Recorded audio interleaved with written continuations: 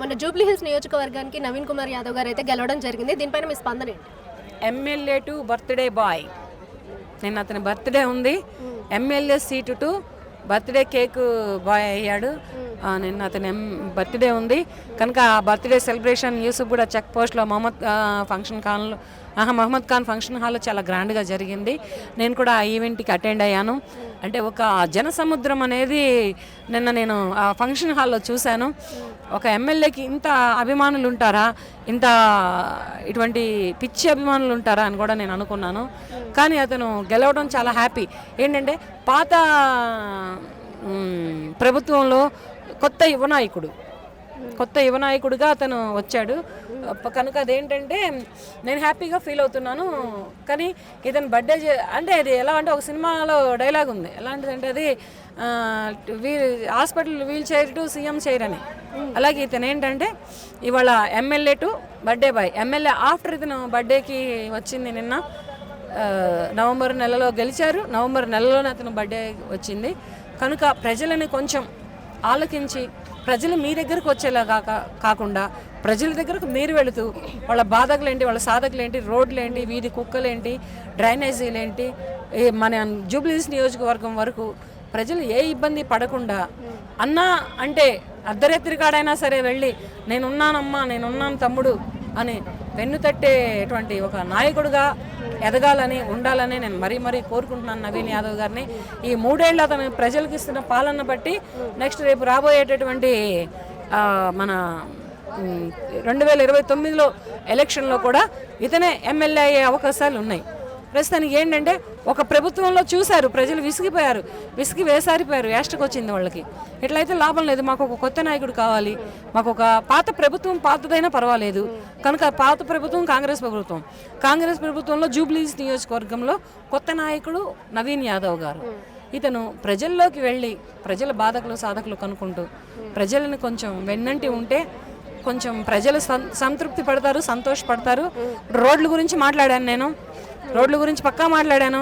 డ్రైనేజీల గురించి మాట్లాడాను. తర్వాత పోతున్న వాటర్ గురించి మాట్లాడాను. భగీరథ వాటర్ ట్యాప్లు ఇప్పేసేస్తే సంపులు నిండిపోయి రోడ్లు పాలవుతున్న వాటర్ గురించి మాట్లాడాను.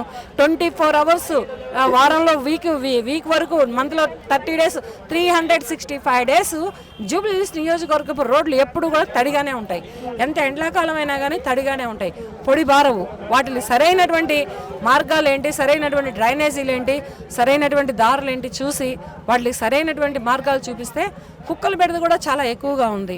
వాటిని కూడా కొంచెం తగ్గిస్తే నెక్స్ట్ టైము కూడా 2029లో కూడా మరొక పాత పార్టీలోనే కొత్త యువగళం మళ్ళీ వస్తుందని నేను నవీన్ యాదవ్ గారే వస్తారని మరీ చెప్పుకుంటున్నాను. ఓకే, నవీన్ కుమార్ యాదవ్ మీద రౌడీ అనే పేరు ఉంది కదా, ఈ 3 ఏళ్లలో ఆ పేరు పోగొట్టుకునే అవకాశం ఏమైనా ఉందంట? ఆయన ఎందుకు అయ్యాడు రౌడీ? ఆయన రౌడీజం చేశాడా? ఎవరని చంపాడు? అంటున్నారు కదా. ఎవరని చంపాడు? ఎవరిళ్ళ మీదకి పోయి గొడవలు చేశాడు? ఎవరితో సెటిల్మెంట్లు చేశాడు? అట్లాగని మాట్లాడొద్దు. ఎవరో చేసిన దానికి ఎందుకు వస్తుంది? నవీన్ యాదవ్ గారు ఏం రౌడీ షీటర్ ఏం కాడు. రౌడీ షీటర్ ప్లేస్ ఆయన ఫోటో ఏ పోలీస్ స్టేషన్లో లేదు. జూబ్లీ హిల్స్, బంజారా హిల్స్ ఈ ఏరియాలో కూడా అతని ఫోటో లేదు. లేనప్పుడు అతను ఎందుకు అవుతాడు రౌడీ షీటర్? రౌడీ షీటర్ అయితే ప్రజలు ఎన్నుకుంటారా? రౌడీ షీటర్కి ఎమ్మెల్యే పట్టం అంటగడతారా? ఎమ్మెల్యే పదవి పట్టాన్ని అంటగట్టి కూర్చోయా బాబు సీటు మీద మా రౌడీజం అలా వెలగబెట్టాయని మాట్లాడరు కదా. కనుక ఏంటంటే రౌడీ షీటర్ కాదు, ప్రజల నాయకుడు అతను. ప్రజలకు సేవ చేయడానికి వచ్చాడు. ఒక అవకాశం ఇచ్చాము జూబ్లీ హిల్స్ నియోజకవర్గ ప్రజలమందరము. అతను అది ఎంతవరకు కాపాడుకుంటారు, ఎంతవరకు నిలబెట్టుకుంటారు, ప్రజలకి ఎంతవరకు దగ్గరగా ఉంటారు. కానీ యువ నాయకుడు చిన్న వయసులో ఎమ్మెల్యేగా గెలిచి ఉన్నాడు కనుక తన తండ్రి సపోర్ట్ తీసుకొని ప్రజల మన్ననలు తీసుకొని అతను కొంచెం ప్రజలకు దగ్గరగా ఉంటే బాగుంటుందని నేను కోరుకుంటున్నాను. అయితే నవీన్ కుమార్ యాదవ్ గారు డబ్బులు పంచడం వల్లే గెలిచారు అనేసి ప్రతిపక్షం వాళ్ళు అంటున్నారు కదా, దాని గురించి మీరే అంటారు? అవన్నీ ఉట్టి మాటలు. డబ్బులు అయితే నాకైతే డబ్బులు రాలేదు, నేను ఓటేశాను. మీరు ఎవరికి ఓటేశారు? నేను వేసాను. మరి ఇప్పుడు వేయబట్టే కదా గెలిచారు, వేయకపోతే గెలవరు కదా. నేను ఓటేశాను, నాకైతే ₹1 కూడా రాలేదు. మా ఇంటికి వచ్చి ఓటు ఇచ్చారు. పలానా దగ్గర పోలింగ్ బూత్ అని చెప్పారు, వెళ్ళాం, ఓటేసాం.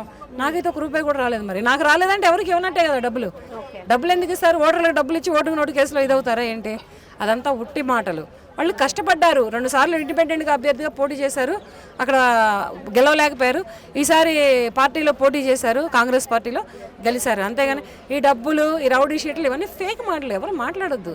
ఎందుకు అటువంటి రూమర్స్ అన్ని తీసుకొస్తారు? ప్రజలకు సేవ చేసే నాయకుడు వస్తే అటువంటి మాటలు మాట్లాడతారా? చాలా తప్పది. Thank you.